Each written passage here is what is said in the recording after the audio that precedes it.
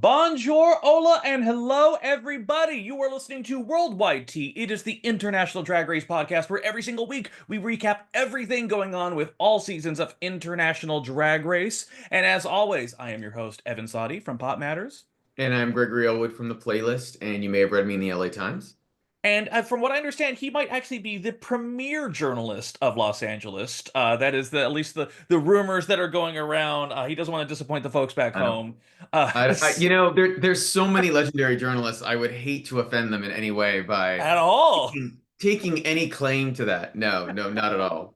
Not at all. Not But at we all. should talk about that towards the end of the podcast. Yes, we will. We actually have quite a bit going on today because it is the finale of Canada Season 5. And we might have someone on to talk about it here in just a little bit, so please stay tuned. And if you read the episode description, hopefully you know exactly who it is.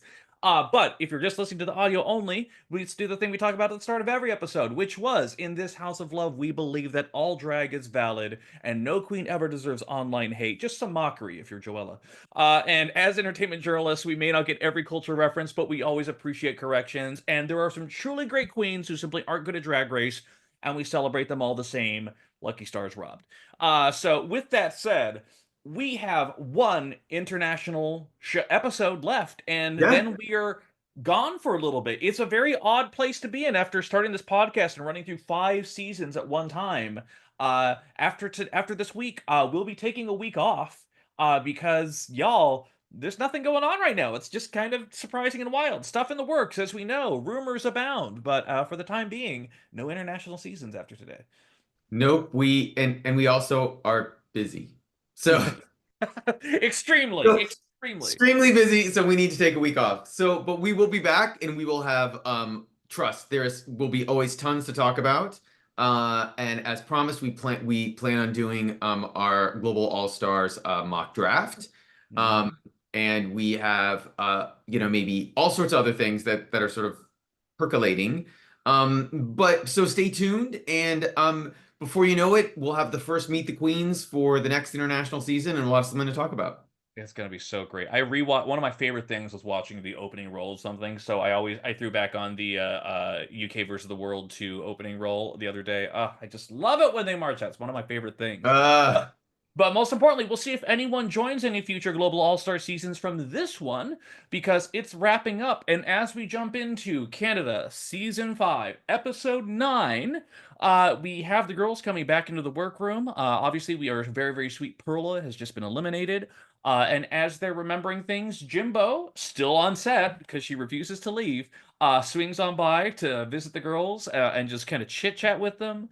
And Minhee very specifically remembers Jimbo eyeing her and making tongue face at her when she was a member of the pit crew back in the day, hmm. which was fantastic.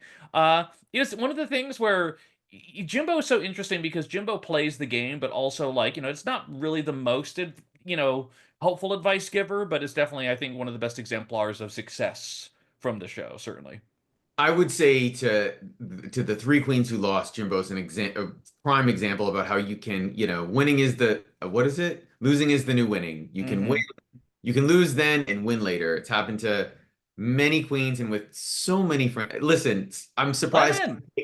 This Lemon, listen, I'm surprised Slaycation doesn't crown someone. Like, there's so many ways to get a crown. There's so many ways to win, Yeah. and none of these queens should feel like their time is over. Although maybe we'll find How out. is Slaycation going, by the way? A WoW Presents original. Oh, if I hadn't seen so many movies before I go to Sundance this week, I probably would have finished Slaycation. I feel like I will finish Slaycation like at the end of February. Like I still have to watch Severance for Emmys upcoming. I have too much on my plate. But Yeah. we'll see someday, someday. And by the way, for those of you watching on YouTube, all 25 of you, yes, I'm wearing a Marianne Jean Baptiste t-shirt. I am hopeful that she's going to get nominated. It probably won't happen. It is arguably one of the best performances of the entire decade, and the Academy may have just not watched the movie. But I will keep my fingers crossed, and I'm wearing this in support, even though voting is over. And we won't know till Thursday, but hopefully she'll get nominated. We'll find out.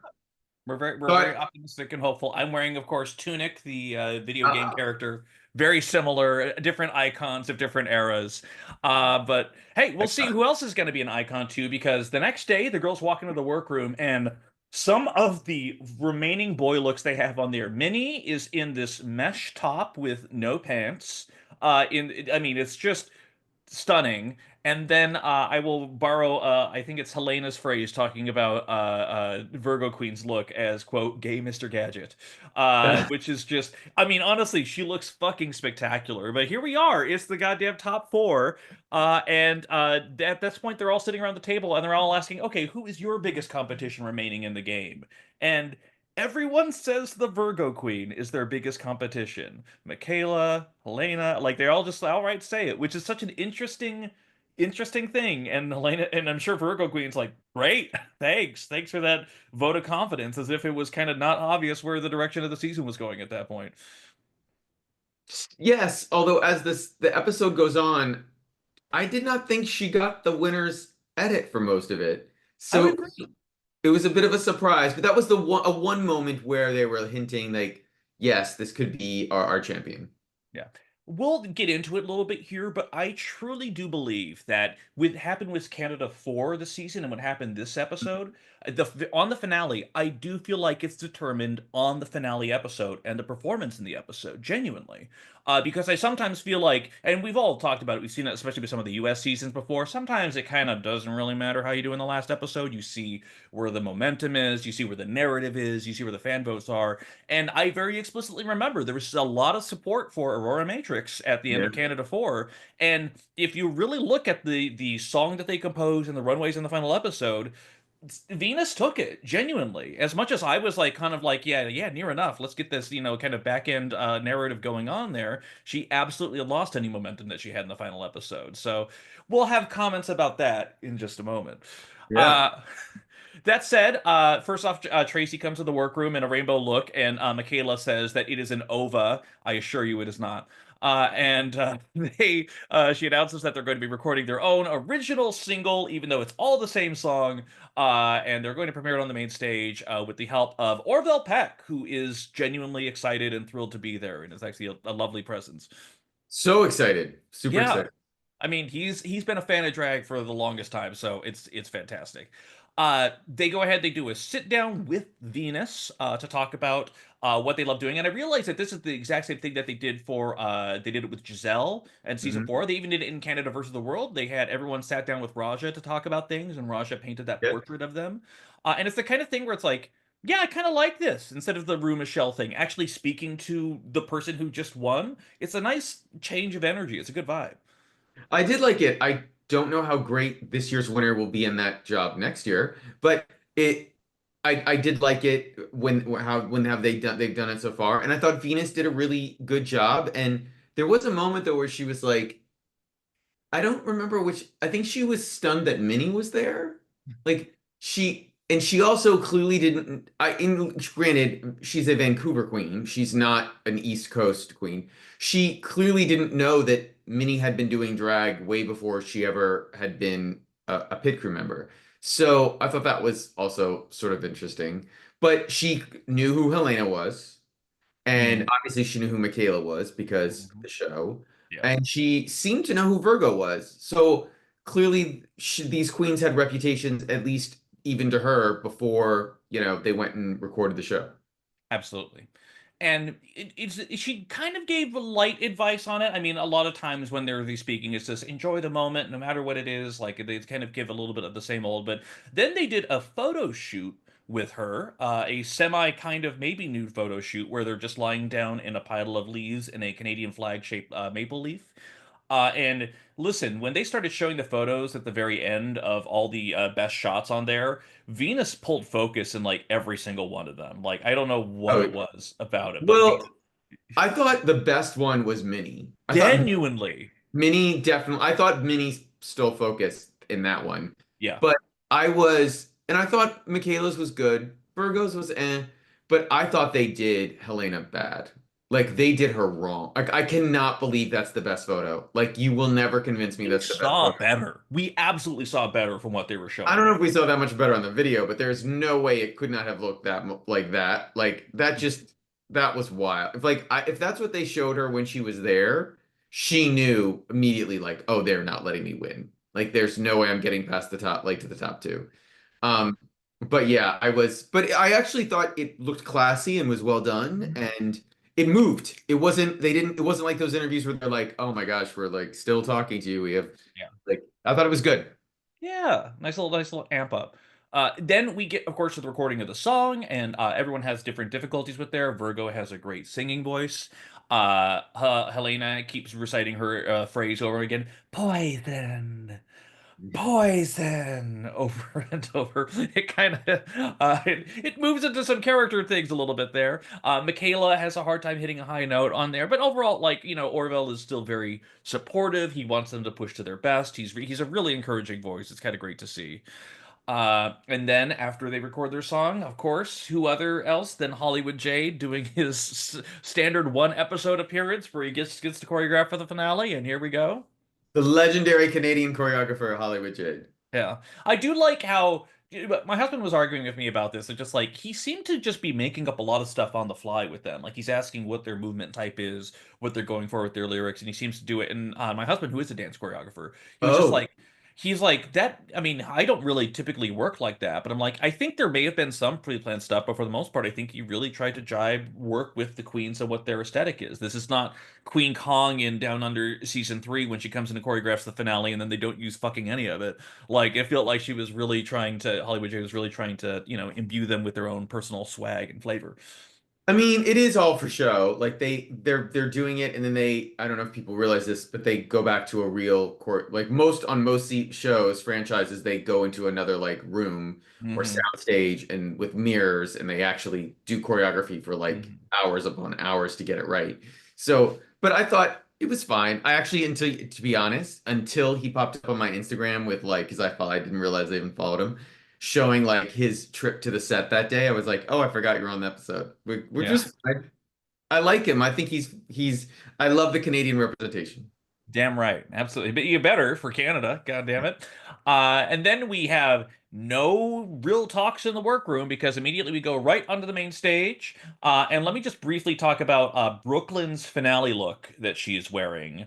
With this pink thing with the kind of these opulent jewels getting down and these odd little like thigh cutouts right at the top of the outfit. This is a Utica outfit, and it Yeah. shows. I thought it was great except for the cutouts on the legs. That's Like the that only was part the that only was weird to part. me. Yeah. Right. I actually thought it was by she uses he's a designer in Chicago and I'm forgetting his name, but she uses him a lot. And I thought it was him until I saw the leg thing and I was like, he wouldn't do that. And then I saw that Utica had made it and I was like, all right, but also this means Utica got paid for something. I'm not mad at it. Good for Utica. Yeah. I'm so happy for, I mean, Utica is still an incredible Yes. designer there. I can forgive the late cutouts because the rest of it was still pretty great and also so not the style that I remember her being. I've seen a couple of her looks post her Yeah. season of US, and it's like she's really elevated herself to a much more professional, classier place. And also Brooke, for some, I don't know if it's what it is, but she always looks great in that color. Like, so it was a good choice, like how they did it. Yeah. And then, oh, also, man, when we talk about the queens who come back and their looks there, can we have Oh, we have to more go than one by one. 3 seconds? God, I yeah. have thoughts. Are Yeah. you, Well, but wait, do you want to do the performances first or the let's Queens do first? the performances. Let's do their Okay. original songs that are all the same song, which kind of disappointed me a little bit. Makayla does To the Sky, Limitless. I don't know what your thoughts are. I thought she hit the hell out of that choreography, and yeah, I thought that was it. I thought it was really good. I thought Yeah, she could have won. I thought she was great. Like, I have no she had a complaints. really good episode. Let's be real. Yeah. Yes, you definitely did. Yeah. Minnie, she had a much more comedic take on her song Wangerful, and it's the kind of thing where like, man, I see the vision that she was going for, but she did not hit the choreo, and not every queen can be a singing queen, we understand it. Her voice was still really weak in the recording. It didn't really translate in the way I think she was hoping it would. I agree. I thought I thought we've seen much worse finale 100%. performances. I thought it was fine. I don't think it was as funny as she'd hoped it would be. And again, it was more like it was strange because she's actually done really well in other choreography challenges on the Right. show. So I don't know if she just had a bad day or she did it twice and that's the edit they decided to show. But she was weaker. She was certainly the weakest link, I thought, out of the four. Yeah, which is very unfortunate because Yeah. I thought she was going to dark horse this thing here. But then we get to Helena. She does her song Poison, unsurprising there.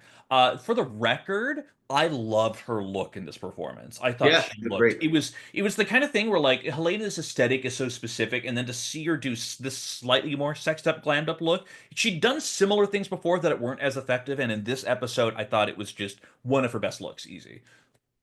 Yeah, I thought she had a great episode. I thought if they had decided that, I don't know how, and they could have played with the edit and somehow put her in the top two. Like maybe they made Virgo look weird. They could have done other things, but I thought she was great. Honestly, they could have done a top three lip sync and just made her top three. She had a great episode. Her song was good. It was actually memorable. Like that's the one thing about Makayla's. It was a great performance, but I don't remember it. And then if you want to talk about Virgo's song, the reason I remember it is because of how she sang it. I don't remember the words, but I Yeah. remember her voice. And I think that was one of the that was the that was why it sort of stood out, in my Yeah. opinion. And Virgo is, I mean, as the footage showed, in the when they were recording, she is a vocalist. And Hmm. when she was a teenager, she competed on a television program called The Next Star, which was a Canadian show to try and find the next young child talent. She was a finalist on this program, and it was a program hosted by Priyanka. So she's had television experience before, singing experience before. Are we shocked that she's able to knock this out of the park? Like, she did good on the choreo, but her voice just absolutely broke through the mold out of everything Yeah. else. It was a great, great song. I will say, I think she's a really good singer. She is slightly limited, like just in her vocal range. I saw at the crowning performance, she sang "And I'm Telling You," and I was like, no, like I did not think she sounded great. I was like, this is I'm glad that you want to express yourself with this song, but this is you don't sound like you want to sound singing this. So, but that's my opinion. Maybe you loved it. What did you think? I mean, I thought that the song itself was really good. They did say that she was one of the best lyricists that they ever had on the show. I don't know if I'd go that far with it. Oh, But I wasn't talking about. I meant her doing, and I'm telling you, I'm not talking oh, about. and I'm telling you, I thought even for me, it kind of gave me like Kelly Clarkson moment like this kind of a vibe, where it's just like she just got crowned, and so then she did this Okay, performance, and I thought there was a little bit more kind of not necessarily nervous energy, but definitely kind of the moment writing kind of thing. got So I it. wasn't expecting Yeah, perfection. It felt like the right kind of a nice song choice to do, but sure. also she attempted it, and I don't think she failed on it whatsoever. I thought she did a very adequate job, but definitely is pointing towards a direction of like she Yes, will be doing music in the future. yes. Well, I can't wait to potentially hear about that. Oh yeah. Um, but I again, they were fine performances. Always interesting backup dancers on Canada. Um, but again, I think the only weak link really was Minnie. That was She my. knocked herself out with this performance. There's no way. Yeah. And it truly, again, I felt like it was determined in there. And then does anyone else knock themselves out with their runway? Let's find out because the category is Coronation Eleganza. And I hope you're on some sort of substance because my God, they cut through this so quickly. Oh, I was writing my notes down and like, no, wait, I am not finished. stop, So stop, pause, stop. yeah.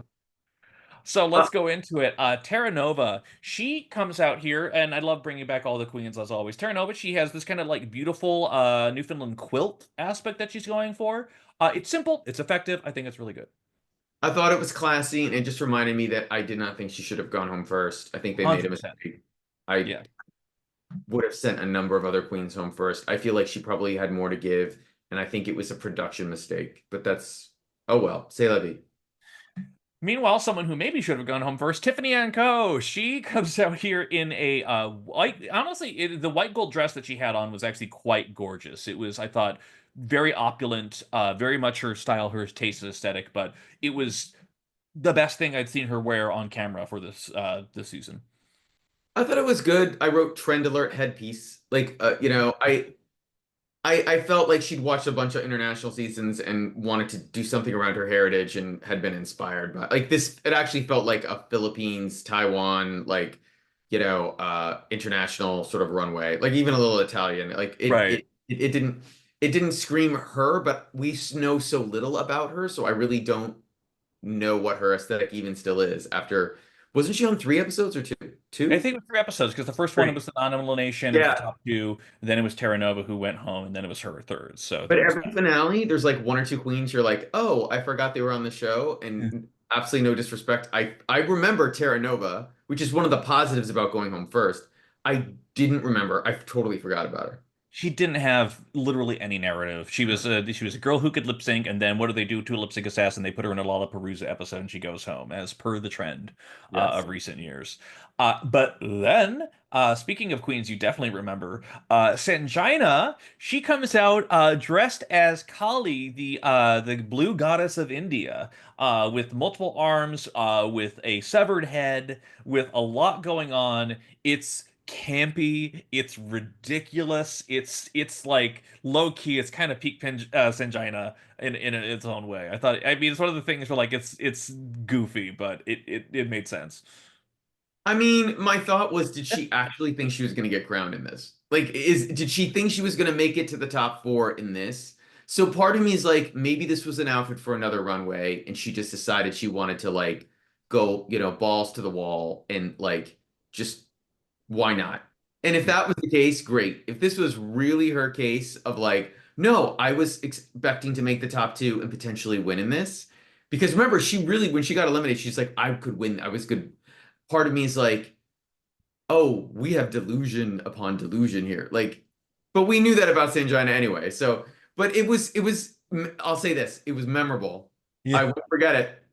How could you possibly? No way in history. Then we go on, of course, to Jaylene, who is wearing this actual. I thought it was this really elegantly done Yeah. indigenous outfit in effectively what is butterfly colors on here, and she explains a little bit more about its specific history on the stage, how it was made, how she got permission to be able to wear it on the main stage, and everything else like that. But just it was this very. I wouldn't necessarily call it necessarily a showstopper, but I Yeah. thought it was very effective. I thought it was very good. I think she's been delivering pretty good looks all season, and I thought it was a wonderful note to end out on. So I guess if you go to her Instagram, she did a photo shoot of it, obviously after the show. And what wasn't clear on the runway is those panels lift and they're like wings.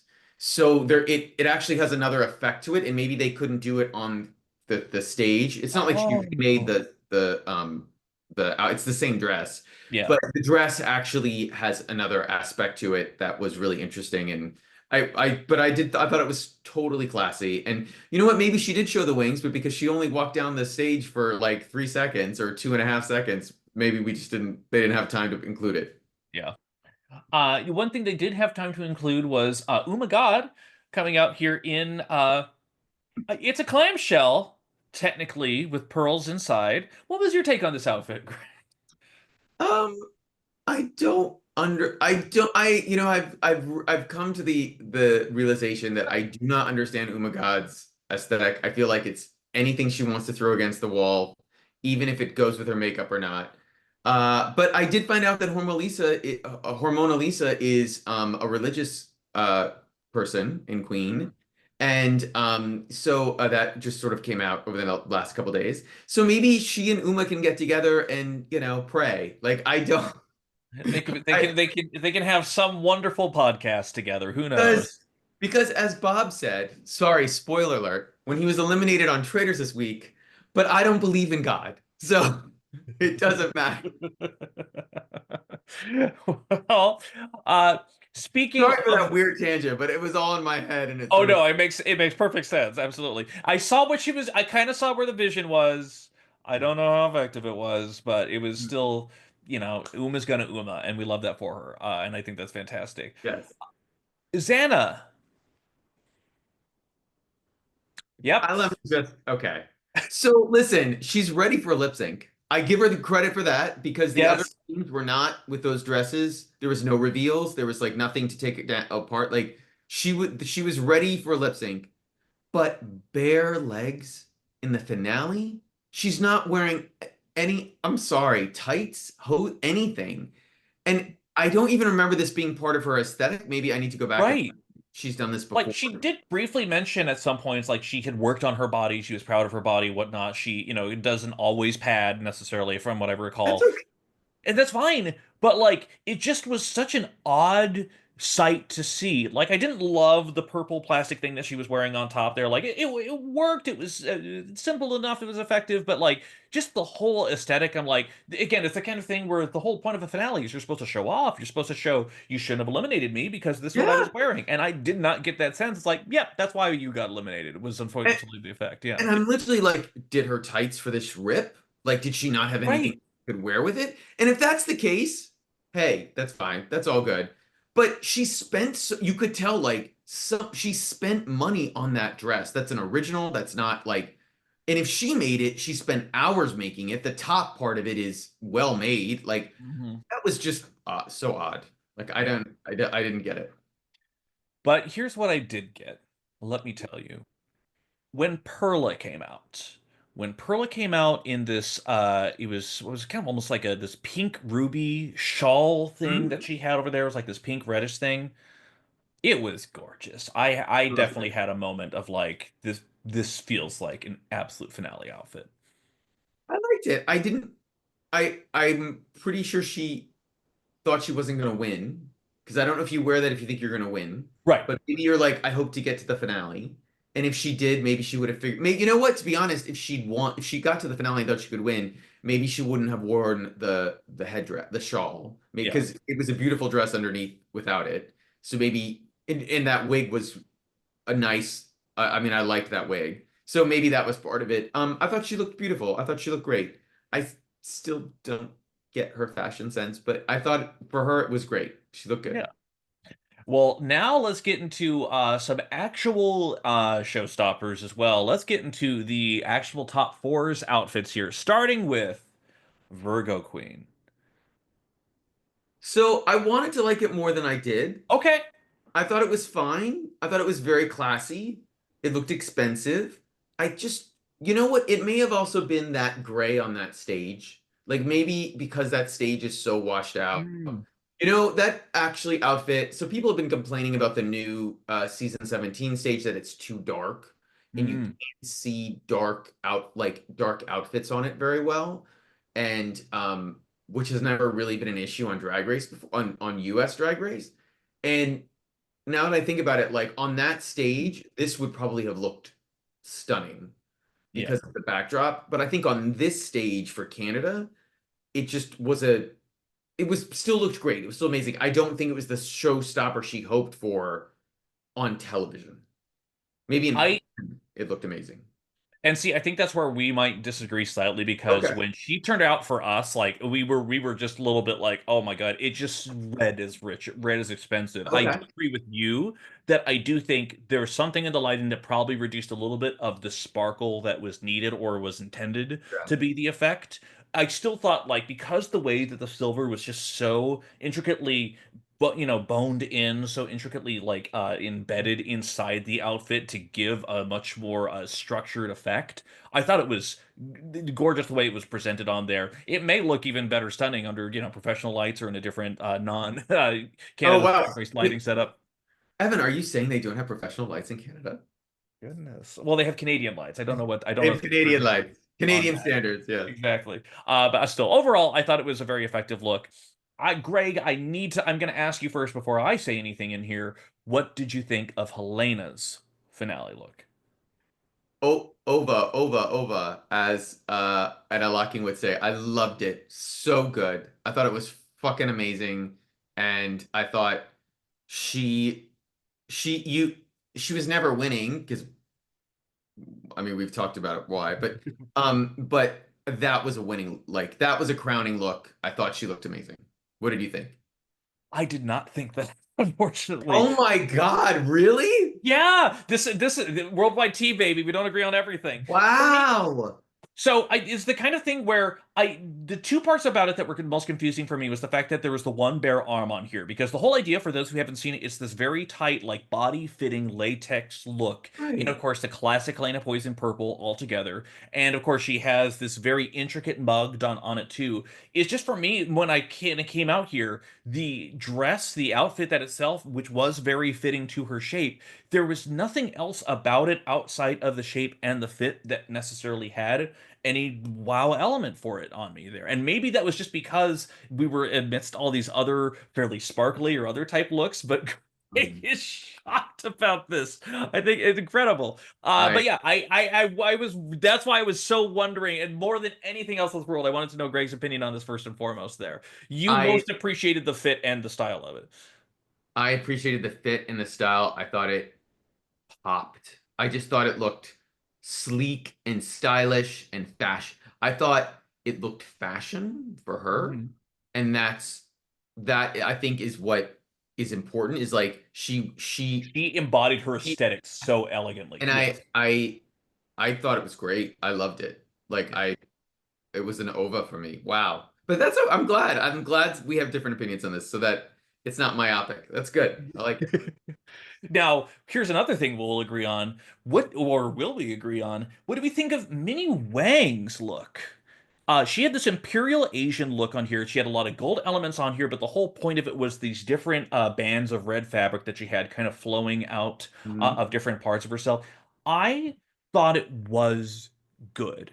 It's the kind of thing where I didn't necessarily have a wow moment with it. I thought it's the kind of thing when it comes to fabric, I thought the placements were fairly effective on here, but it didn't necessarily add up to, oh wow, I thought it was a very good outfit for her. She's given us some great outfits before, but it was a good finale. I could see why she picked it for finale. It didn't necessarily have the wow effect.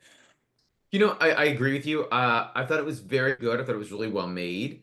I don't think it was as memorable as she'd hoped it would be. And I think part of it is because, it sort of goes back to that Marie Antoinette trend conversation that's going on with season 17, where Can't if do it you anymore.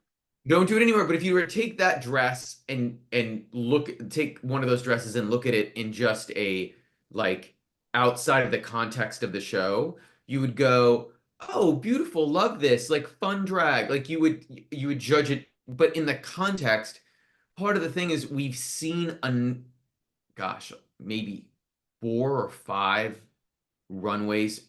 Like I even feel like an Aura Morari dress looked like this, like I, that Minnie has yeah, done, maybe in a different color. I feel like we've seen this look a bunch.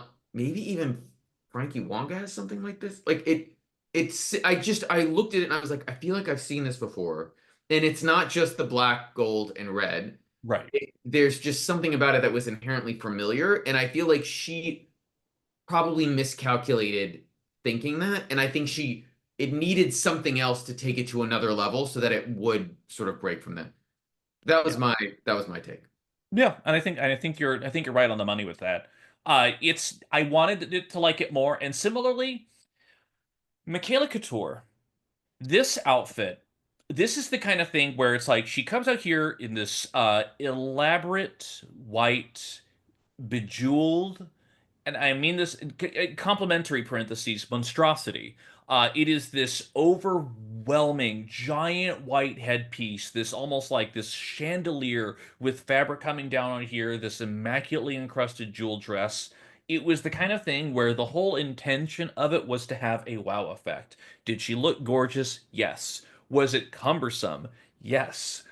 Did it get to the point where it was overwhelming to the point where there was almost no focal point? Like it's the kind of thing where like I liked it a lot. I thought it was again, you're supposed to hit them with a showstopper, and I think it's the thing where she maybe overshot the mark a little bit there. It was a little bit almost over opulent, because ultimately then it came down to effectiveness in the lip sync, and I think that definitely hindered her later on. But that was what I thought of it.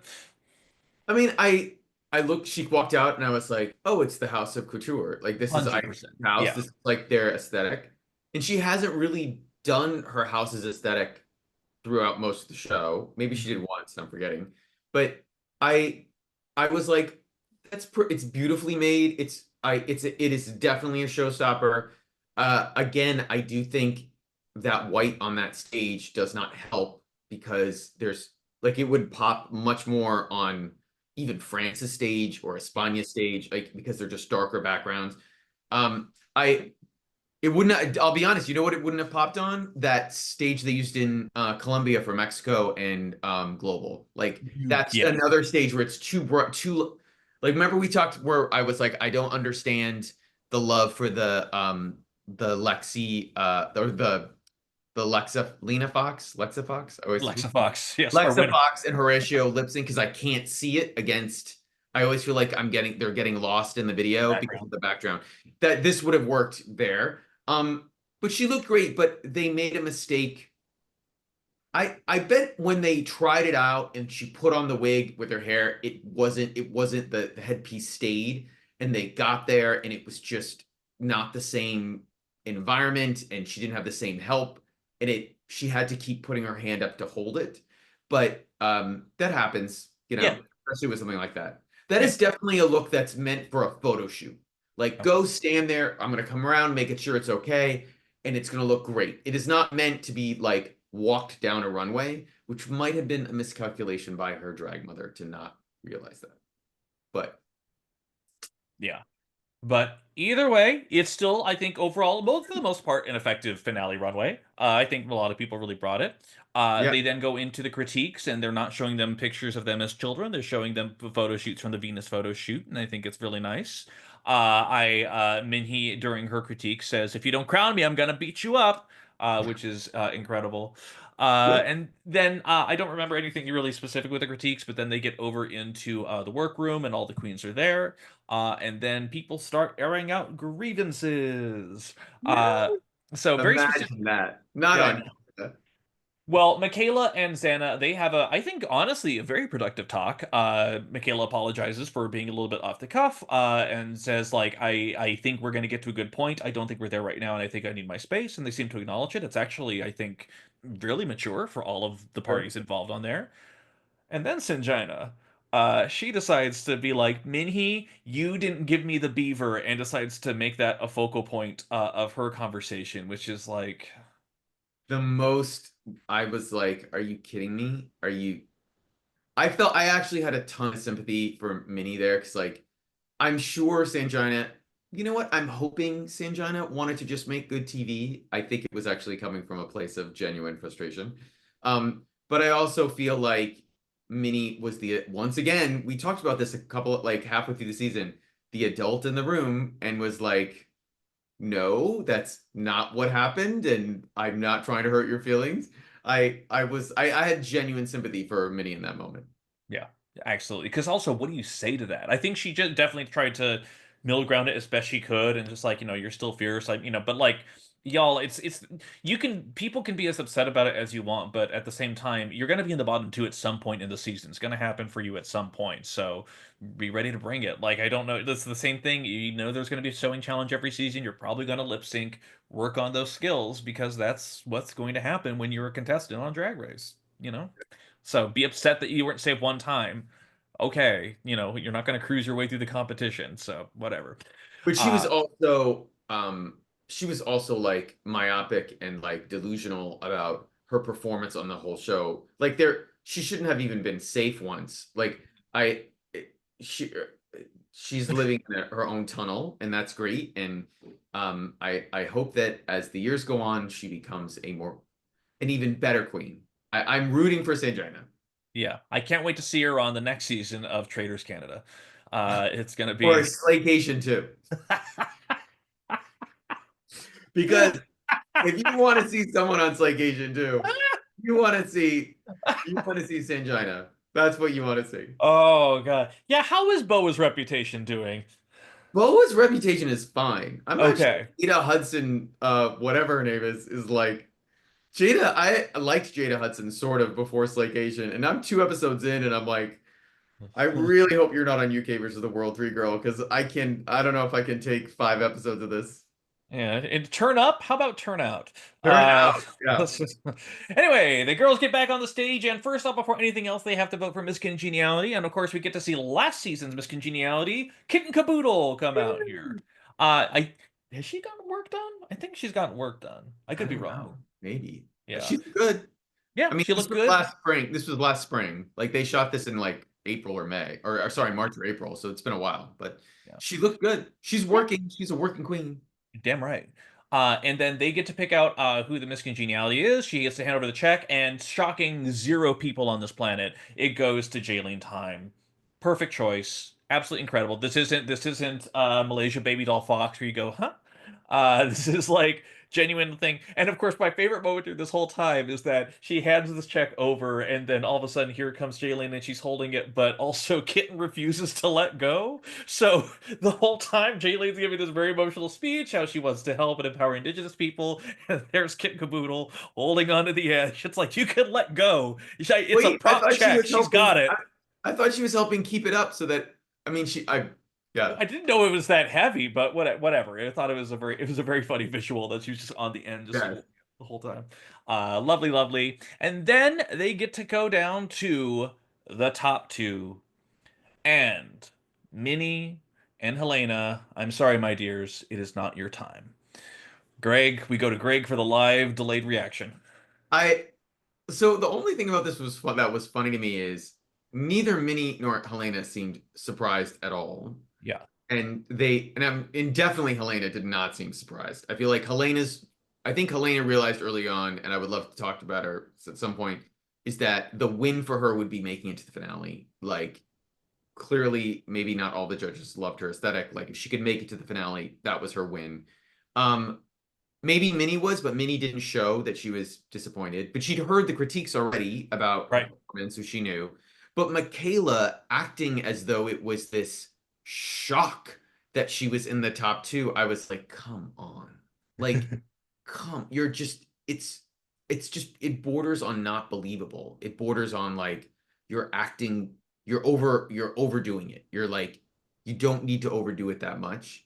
And if she genuinely felt that at the time, bless. But it was so You clear. felt if you felt it was put on a little bit. Like the one thing we didn't talk about with the critiques, if you were just watching the critiques and you said, "Okay, tell me who won," you would have said Makayla was Canada's.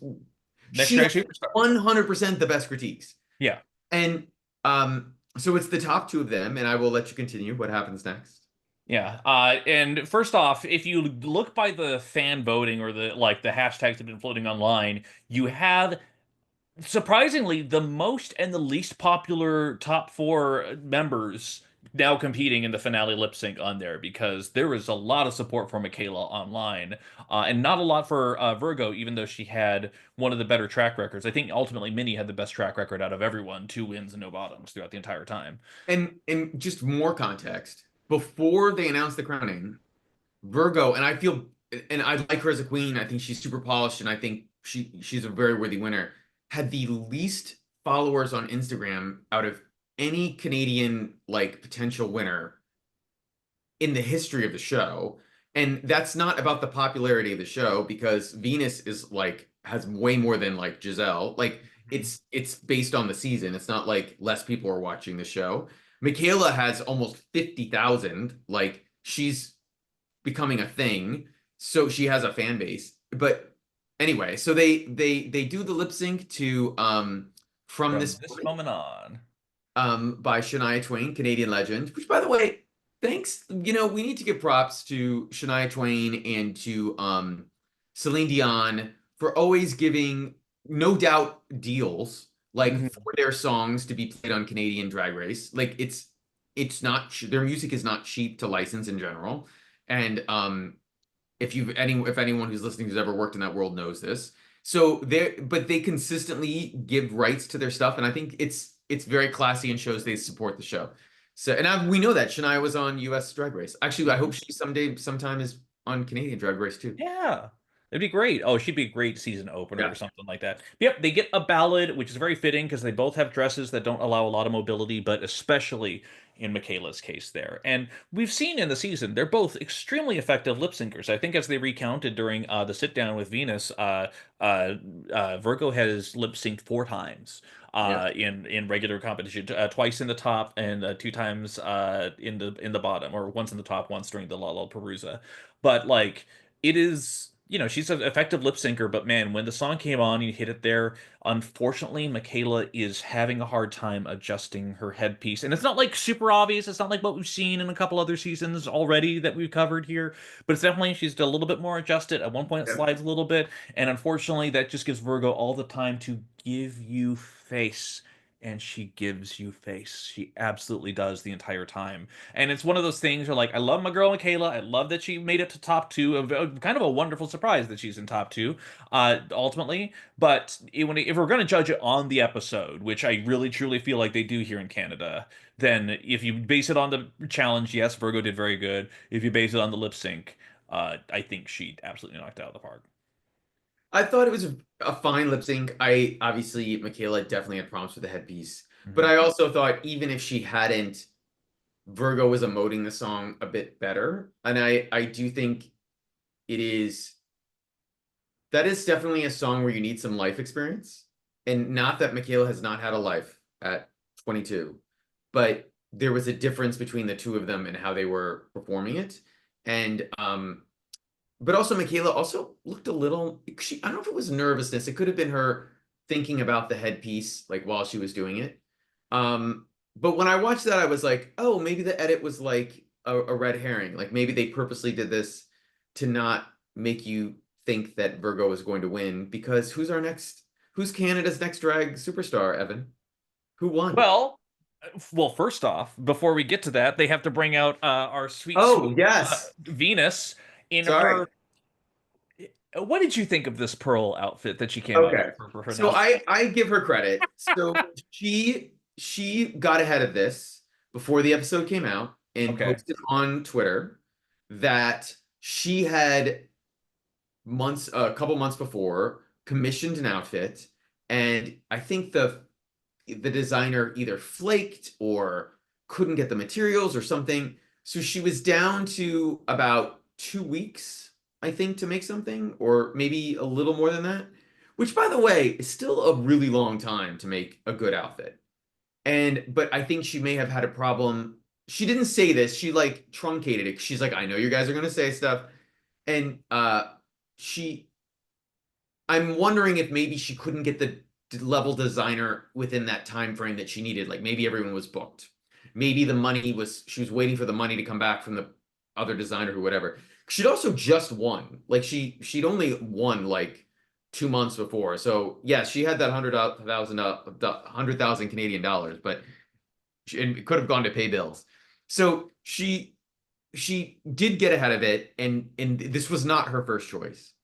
Even in that sense, if I had been her, I would have just gone and gotten the best gown you could have found, like best pre-made gown, done something with the hair, because this was really not great. And in fact, I was shocked yesterday when she posted like a photo shoot of it. Like yeah, like I was like, okay, Yeah. but it is one of the, I'm not gonna say worst. No, We I, do, get I wouldn't call it that. It's just given the some of the level, and especially when we already have Isis Couture's return look when she had that giant fire angel wing thing that was designed by Kiki Ko, which was just like an absolute knockout. And even Priyanka when she came Bronca's back with the arms. yeah, exactly. Like there's been some great finale winter comeback looks. Yeah, Giselle's amazing Canadian antlers, like her yeah, that look was stunning. I stunning. Yeah, I mean it was giving a little Kiona arriving like to do the crowning at Drag Race France, just like in Listen, we know the floor. We know the we floor. know the That's Christian floor. Peralta. Okay, we know the Yes. floor. But at the same time, it's the thing where she has this giant again, much as how Uma was doing a pearl style look. Yeah. Venus has the giant like pearl cage that she has, and it's like there's lots of little details on there. It's not entirely finished, but the thing that kills me is the giant effing pearl right on her stomach, which is trying to glow at some point. Like it's just wild. But I'm glad that she's already been on the front about it. But hey, she goes there, she has the crown, and then as we learn, wait a second, Greg, I think I hear another knock on our door. In fact, it might be the winner of Canada's Drag Race Season 5. Let's open it up and see who it is. And if you're on the audio version, you're hearing right now the conversation that I had earlier in this week with Virgo Queen. She is the third winner to stop by our podcast to give us her thoughts. I thought it was a wonderful discussion. Truth be told, she talks about how, yes, she absolutely is going to be releasing music. She does talk about her time on The Next Star with Priyanka and how they never really disconnected. They were always in chat with each other. And how she doesn't feel like there was a lot of stuff that didn't really make the edit outside of some a couple critiques during the finale. She shouts out some of her local girls. She talks about the girl group that she used to be in back in Toronto with Fierce Delicious back in the day, which not even I knew. But it's a very light conversation. It happened literally the day after the crowning too, so it was right in the middle of a rush of media interviews. And it's a wonderful chat. So please do check it out on our YouTube channel. Obviously, if you're on the audio, you're not hearing this right now, but still, it was a wonderful thing. And let's just imagine that it all happened and we come back to a regular conversation right there. Again, it'll be a separate posting on our YouTube channel. Please check it out. And also check out our interviews with Kieran Thrax and with Lazy Susan, who also have won over the past couple weeks. And thank you to World of Wonder and to their PR agency for setting this up. We so appreciate it, and we so appreciate Virgo taking the time. Absolutely. It was absolutely wonderful, and I'm so glad. She seemed very enthused. She seemed very happy about the win too. She was just really just an enthusiastic person to talk to. Then again, I feel we've been very lucky that all the winners that we've had by Swing by Worldwide Tea Studios in Los Angeles have been very nice and very kind and wonderful. So congratulations to you, Virgo Queen. May you reign for a good solid year. May it be wonderful and joyous. It was really great. So yeah, thank you as always. In case you didn't know, Worldwide Tea is the place to be. So if you haven't already, please do us a kindness and let's keep this momentum going. Please subscribe to our YouTube. Yes. Please leave a review on either Apple or Spotify. You may not think it's a big deal, but that one little quick 5-star thing that you leave actually helps with visibility a whole lot. It's a big deal.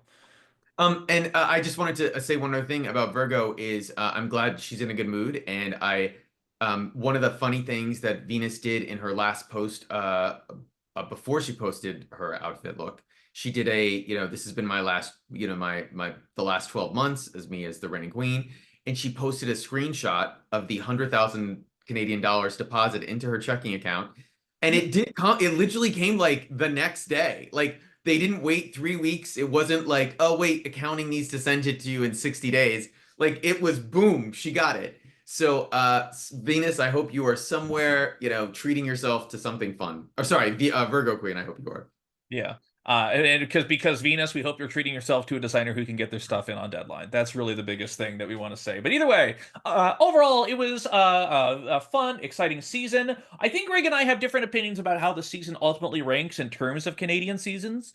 I definitely do think that season 2 and season 4, I think, are some of the stronger seasons that we've had. But also, Greg and I are in full lockstep over the fact that as much as people were upset about Fierce Delicious being eliminated in the finale during season 3, Giselle is one of the best winners to come out of it. Some people really disagree with that, and I have no idea why. She's spectacular. But yeah, Canada has been on an interesting journey over here. I'm still not mad about it. But yeah, what are your final thoughts on Canada as you look back? I definitely don't think this was I think this was their weakest season so far, even taking into account season one's Wow, okay. issues with the judges, because at least season one had the talent level was so high that you were always entertained. The runways were always at least interesting. And you had Jimbo, Lemon only made it like what, halfway? Like, and She made it to top 5. Yeah, she made oh, it top along five. right before Charlotte Bobo. Yeah. But that you had great comedy challenges. Like, they all, like, it was really, really good. It was just the judging and how that all worked out, which was odd. I liked some of I just feel like this is the weakest cast they've had. And I think we talked about it on a previous episode. I am just hoping, if anyone from World of Wonder or anyone from the Canadian production who's listening to this, please, please, please consider bringing back some of the previous eliminated queens from earlier seasons who you would not put on a Canada versus the World because maybe you don't think they're strong enough. Because give them a second chance. Give Tara Nova a second chance. Give Juicebox. I don't think Juicebox will do it, but like give Juicebox a second chance. Yeah. Bring Brooke Bay back. Like bring Vivian. If you're not going to send Vivian Vanderpuss to UK versus the world, or you're not going to send her to Canada versus the world or Global All Stars, which she is a top tier queen, bring her back on the show. Like so, I'm super curious what they do in the future. I will say there are a lot of people who thought this was not a great season. If you go on social media, there have been a lot of posts on Reddit, way more than like I could even imagine, of people saying they need to fix Canada's drag race. It's not the Queen's fault. I'm like, oh, I think it's the Queens they picked. The challenges were good for the Right. most part. Few too many comedy mini challenges for Yeah, Greg's but well, that was because they just didn't realize they didn't have comedy queens. But like Right. in theory, if that was if you know what, if that was the season before, if season three, Oh, that would have been great. yeah. But there have been a lot of blowback on social media, and I'd heard through the grapevine that like this was not the best season. And I do think what Canada has done a really good job of is we talked about this before. They innovate, they try different things, and many of the things they've tried are really good, and other seasons should do them. I think that they're a great like sort of minor leagues for trying these things out. Like Mm-hmm. in sports, they'll try things out in minor leagues and then bring it to the major leagues. I do think that what they've really nailed though is Canada versus the world because they know the right queens to pick from Canada and they know the right US, they know how to get attention for it. And Mm-hmm. maybe the production isn't as expensive as the UK one, but it looks great. They have Mm-hmm. good challenges, and most importantly, not one queen who's been on any of the Canadian versus the Worlds, there have been two now, has complained about the experience. They Mm-hmm. loved it. They loved how they were treated. They loved going through it. They loved how that there was low pressure because Rue wasn't there. And they have, and also it's been successful and they can keep doing it. And there are queens who've complained about UK versus the world. We've two of them are big WoW stars, in Jimbo and Pangina. So it and not even just them. Like I think Keita Minaj was upset about UK versus the world too. So it's they have that's a really good thing, but you never feel like when you're watching Canada versus the world that they're being biased against the international queens. It Mm-hmm. always feels like whoever's going to win is going to win. When you watch Mm-hmm. UK versus the world, It's the fix is someone, in. it's Yeah. someone's gonna yes, and I think UK has to deal with that. We'll see if they do, but I do think the Canadian production, which has won many Canadian Emmy Awards, I should remember what the name of it is. I'm embarrassed I don't. They've done a great job, and I'm hoping next season they can sort of get back on their feet. But that's just my take. Yeah. Because also, I think Brooklyn has won like Best Reality Host a couple years running now. And honestly, she just gets better over time. That's the one thing about her. She is easing into Totally the agree. role. And again, as we already saw in last year, Philippines, they introduced the Golden Bula in one episode, the Golden Beaver counterpart here. So, like, the stuff they're doing is great. It's the kind of thing where, and again, we just had a winner just walk through our door. We're still going to talk about the season critically. That's what we do at Worldwide Tea. But at the same time, Also, we do it it's out of not love. Right. yeah, Yeah. it's not her fault. Like she didn't make the show. She didn't cast her Yeah. stars. No, Virgo is a fantastic queen. She deserved the crown. Like I'm no one's not saying that. Yeah. It's the season overall was like slightly disappointing compared to previous Canadian seasons. Absolutely. But hey, we're excited to see what else comes up. Hopefully, we'll get Canada versus the world. Do we know if that's in production yet, or is that just going to be maybe? No, they haven't formally announced it, but everyone is assuming it's happening. It might not happen till next year because they are because UK versus the World 3 is shooting. Okay. So then they might not shoot it till they definitely go every other year, and they just aired Canada early. This like Got it. it aired right away. The Canada season two, sorry, Canada versus the World season two aired literally within 6 weeks of airing of like being recorded. Wow. They had the year before for Canada versus the World season one or 2 years before, they waited about 10 months before it aired. Remember, it aired in the winter. Mm, So I think that if it happens, it will shoot in 2026. But I'm expecting it to. It's done super well. yeah. I just briefly, just out of pure curiosity, I wanted to double check and see if there was rumors of a UK versus the world season 3. There are, And but of don't course pay there are. attention. And I wanted to see if there was potentially any Canadian girls that were on there, and it looks like there might be. We can talk about rumors or spoilers here, or we can talk about them later. It's your I say let's wait until they start shooting okay. before we do that because they're shooting UK's 8. Is it 8 now? 7. It'll be 7 because we just 7. spoke to Kyron Thrax, guest of the pod, Yes. was the 6. 6 winner. 6 Yeah. winner. They're shooting UK 7 now, and then uh in about another 3 weeks, UK versus the World 2 is supposed to shoot. Okay. Well, So I just saw a rumor that would blow my goddamn mind open if it actually ends up being true. about which franchise? Which one? About a host competing. On UK versus which one? 7 or versus the World? UK versus the World 3. There's potentially a host of another No, franchise competing. don't No. listen to that. Don't Mm-mm. listen to the rumors. They're not true, dagnabbit. Okay, we're gonna keep truth here. That's what we do I here. mean, Absolutely. I from what I've been told, I don't. I would be very careful. Also, anyone listening to this podcast, be super careful, like what you follow on Instagram or on YouTube. Gods, They're yes. pulling stuff from random things that have been posted that aren't verified by more like people who are actually like doing the work to like figure out That are what's in going on. production. Yeah. And they're like, you'll see, like, I have friends who send me stuff and they'll be like, is this true? And I'm like, no, it was like a comment on Twitter and like they did a whole YouTube thing saying it's true. Like, you just have to be super careful. Like, if you want to, there is a Reddit sub, Drag Race spoilers, something like Gregory that. Yeah. spoilers. And if you want to know, you can go in and it's usually right about 85-90% of the time. But not always. Yeah. Not always. Usually elimination orders are sort of sometimes off, but most of the time, the final two, final four, it's right because queens and designers speak. Um, Yes. that's the tea. But speaking of queens talking and talking maybe out of turn, Evan, we need to do a quick dip into RuPaul's Drag Race season 17 because I've been really busy and swamped, and I just want to let you know I had not watched Untucked.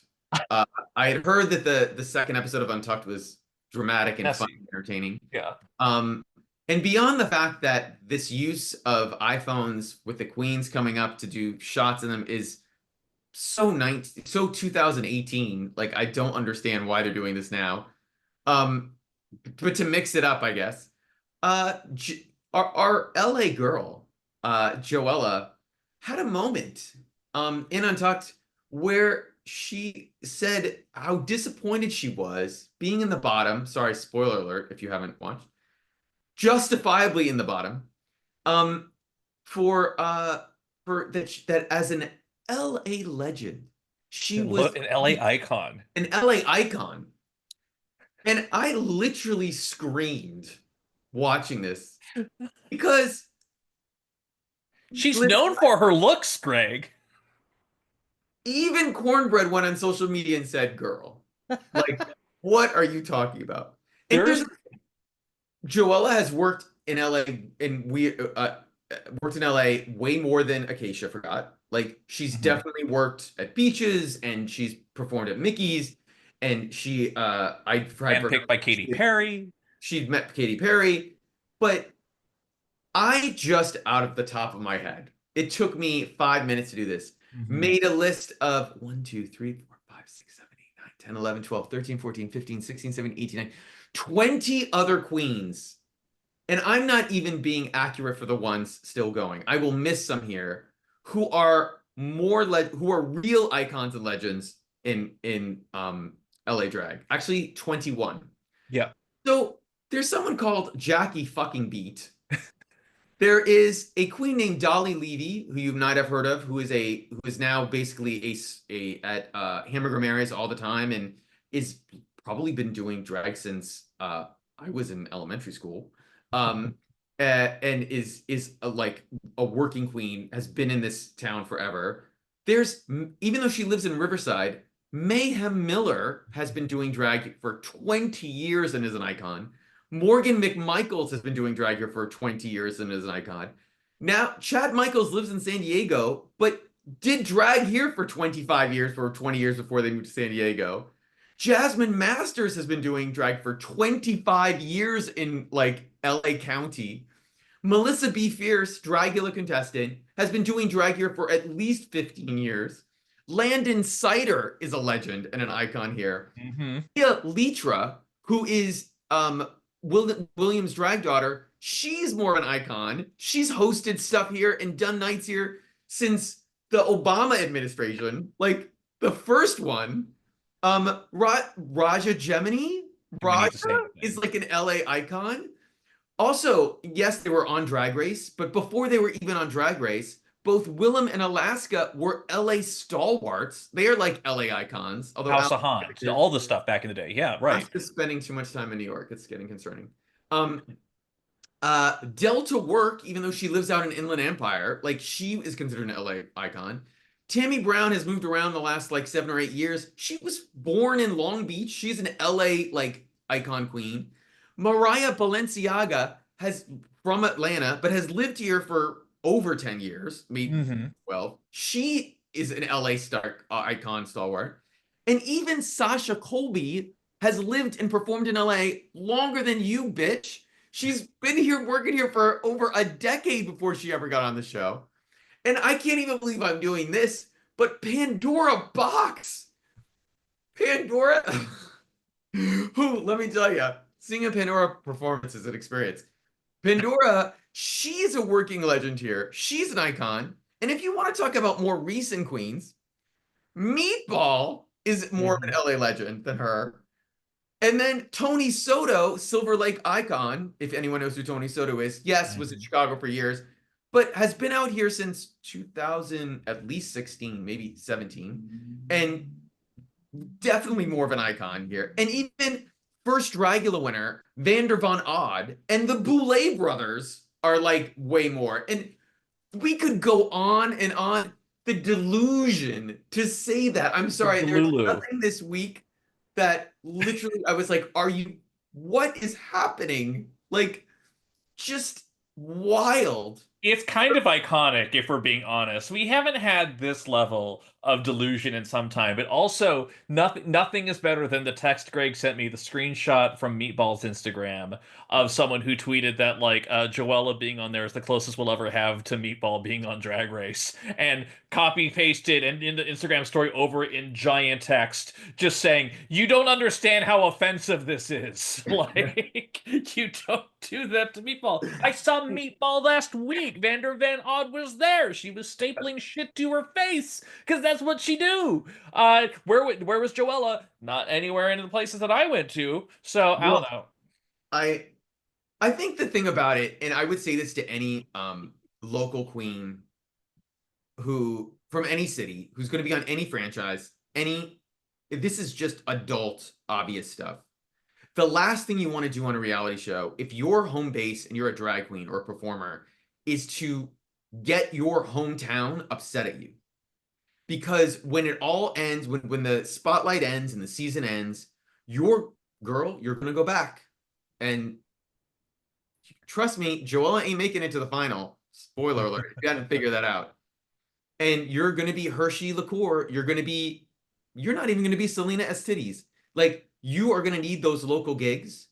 And like, and by the way, someone who should be offended is Selena Estides. She's done more of the work than fucking Joella has ever done. Yeah. I saw her last night. She was showing outfits for people during the episode that this ran Yeah. during. She was ready to go. I, I, you just don't want to do that. And it's just, that's more the delusion to me. It's like, you have to think like, it's like going on like Drag Race and saying you're from Chicago. I'm like, yeah, I don't know. I think I'm gonna leave. Like, you don't say that. Like, these people are tipping you. Like, Right.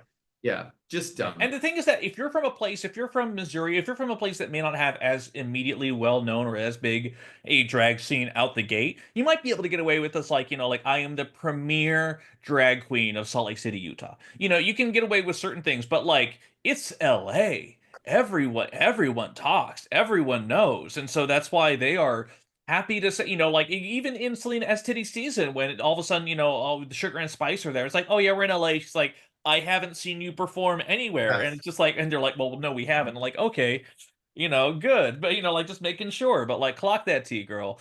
Either way, hey, US, they had a design season this episode, challenge this episode, and let me tell you, it was one of the better design challenges that we've ever seen on a US season, I would argue. It. You liked it. Oh, you didn't like?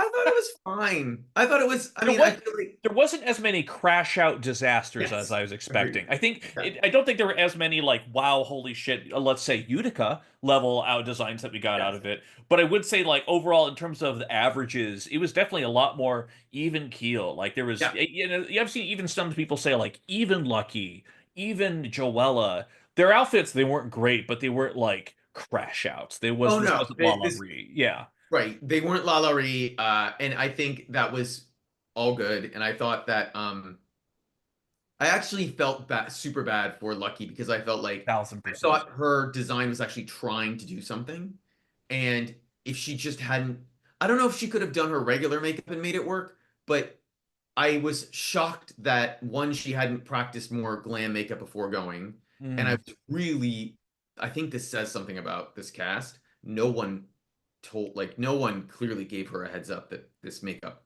was not. Yeah. They did tell Harmona Lisa to take those goddamn stones out her dress though. And by the way, Lexi Love has also said that Hormona wasn't the only one who cheated. That uh, uh, Susie Toots used something or fabric to help make what that wasn't part of what they were given. And Susie's looked good, so maybe it was wiring or something, or I don't know what, but she used Yeah. something she wasn't supposed to. And that the only person who said something on camera about it was Hormona. Lexi Or to her. Hormona made it a moment, and people were like, snitch it, like calling Lexi a snitch for doing that. I'm like, no, she cheated. Like you call it out. Like, would you have rather? My thing is like, would you have rather she done it on the main stage, like, Right. and embarrassed her in front of Rue? No, she told her before she went out, get rid of those stones, or I'll say something. I thought it made sense. I don't know. I didn't think Lexi did anything wrong. I've also seen a lot of people on the whole Anya versus Jules Sparkles debate over stealing material outside of benches. Um, well, what did you think? You tell me your It's opinion, and then I'll tell I you mine. think from what this consensus I'm getting is that Anya was in the wrong. It's still goddamn entertaining. though. Like that's what ultimately would happen. And also, as we discovered with Jules' outfit, like Anya legitimately had a moment of just like, I'm not, you shouldn't be worried about you. I'm worried about me. I need all the help I can get. Because ultimately what Jules turned out was pretty good. And but also for the record, we're dealing with young queens over here, so she can't say ruching correctly. She just says rouging. Then I'm gonna do some more rouging, and oh, what's this? Some more rouging. And it's like you mean ruching, right? Like this is sequence all over again. Young queens, young queens. At Young least no one Queen. called Lexi anti grandma, so at least we got that going for us this Yeah, maybe episode. they went into the edit and took that out. Yeah. I thought that I thought it was confusing. I thought that Anya probably was like I thought Jewel should have spoken up when it happened as opposed to making it a dramatic moment later on to come Mhm. after her. So I felt like Jewel knew what she was doing. Also, I don't know if those stones would have actually helped Jewel's outfit that much more Mhm. than it did. Um, 100%. I actually thought Sam was fine. It was a beautiful gown. She presented it. Ariete could have won that episode. Like she looked A lot amazing. of people wanted that to Um, happen. Yep. but I think they love Sam. I think they like Sam, and Sam looked womanly. Like she looked stunned. Like when she came around. Mhm. Um, but no, they all looked. I didn't think anyone was embarrassing. I didn't think anyone was, and I just thought the lip sync was just. I actually felt really bad when Lucky's shoes came off Mhm. because then she immediately lost it because I thought she was actually doing a better performance, like or Mhm. at least more energetic, and I thought Joella was doing brunch. Like I that's what it was. I'm gonna Greg's get coming some with the bar. zingers today, I'm let gonna me get tell some you. bar, and she's just gonna come and punch me. But that's I'm like it's okay. So, but then you will have been punched by the premier LA icon, Joella. So, I, that's kind of a Asian compliment in and of icon, itself. Asian icon. Yeah, Which by the way, Slation icon. Asian, which by the way, even Naomi on Pit Pit Stop was stop. like, Kimchi's lived here for literally like 40. Right? Kimberly Chi. Granted, Kim does not perform very often, like in public, unless it's on tour. But this is her home. Like she considers herself a Los Angelino. Like it was a little like, whoa. Also, Plastique lives here, bitch. Like, what are Yeah. you saying? Like, anyway. Yeah. Anyways, it's a fun season that's going on right now, let me tell you.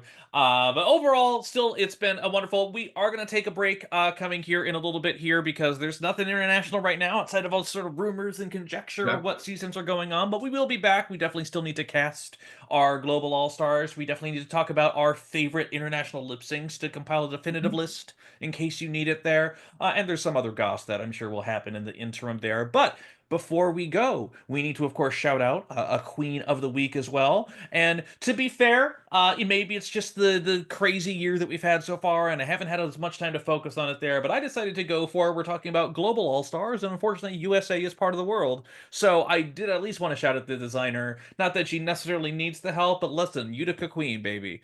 She is Uh, still make. Oh my God, some of the stuff that she's posted recently has been genuinely spectacular to the point where it's the kind of thing it's kind of a lot like Kiki Ko or someone where like you could still do drag. I can understand the need of like wanting to do drag after you've made so many other pieces for other people, but also you can just kick back at this point and just design because she is such a workshop over there. It's just like Suki Doll. It's just like yeah. some of the other queens like Lucinda Mew who I've shouted out before. Like Utica is set for life. I'm very excited for her. I still think that she did the biggest mistake on her US season when she didn't do Taylor Swift for Snatch Game because if you've seen any of her videos of Taylor Swift trying to drink like a bird, it is absolutely spectacular stuff.